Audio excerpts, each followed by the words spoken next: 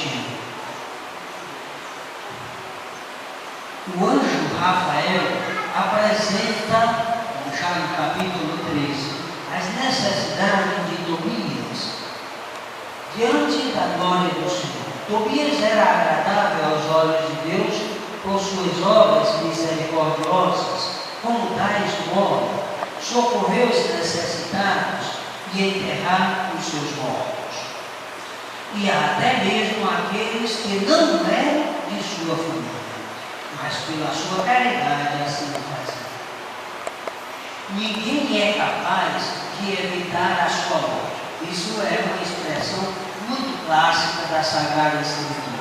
Isso nós vamos encontrar nos Salmos, vamos encontrar no livro do Êxodo, no livro do Levítico, no livro de Deuteronômio e até mesmo dos Evangelhos. Quando diz, infeliz do homem aquele que confia nas suas próprias forças e nas forças dos cavalos. Por que ele vai falar na força dos seus próprios braços e na força dos cavalos? Porque muitos dos exércitos confiavam e utilizavam cavalos para a batalha.